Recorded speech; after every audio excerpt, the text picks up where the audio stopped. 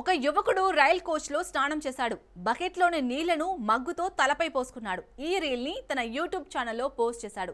ఇది వైరల్ కావడంతో రైల్వే స్పందించింది. అతడిని గుర్తించి చర్యలు చేపట్టింది. ఉత్తరప్రదేశ్లోని ఝాన్సీ జిల్లాలో ఈ సంఘటన జరిగింది. మోత్ పట్టణానికి చెందిన ప్రమోద్ శ్రీవాస్ నవంబర్ 1న ఝాన్సీ రైల్వే స్టేషన్ కు చేరుకున్నాడు. ఆగ్రా వెళ్లేందుకు జనరల్ టికెట్ కొనుగోలు చేశాడు. కాగా రైల్వే స్టేషన్లోని యార్డ్లో నిలిచి ఉన్న రైల్లోకి ప్రమోద్ శ్రీవాస్ ఎక్కాడు. ఒక స్లీపర్ కోచ్లో కొద్ది మంది ప్రయాణికులు ఉన్నారు. దీంతో రీల్ కోసం అతడు ప్రయత్నించాడు. ఒక బకెట్లో నీళ్లు తెచ్చుకున్నాడు. కంపార్ట్మెంట్ డోర్ వద్ద స్నానం చేశాడు. తలకు షాంపూ రుద్దుకొని మగ్గుతో నీళ్లు పోసుకున్నాడు. రీల్ రికార్డు చేసిన తర్వాత ఆగ్రా వెళ్లే రైలు ఎక్కాడు. రైల్ కోచ్లో స్నానం చేసిన వీడియోను అతడి యూట్యూబ్ ఛానల్లో అప్లోడ్ చేశాడు. మరోవైపు ఈ వీడియో క్లిప్ సోషల్ మీడియాలో వైరల్ అయింది. దీంతో రైల్వే స్పందించింది. స్లీపర్ కోచ్లో స్నానం చేసిన యువకుడిని రైల్వే పోలీసులు గుర్తించారు. అతడిపై చట్టపరమైన చర్యలు చేపట్టినట్లు రైల్వే పేర్కొంది.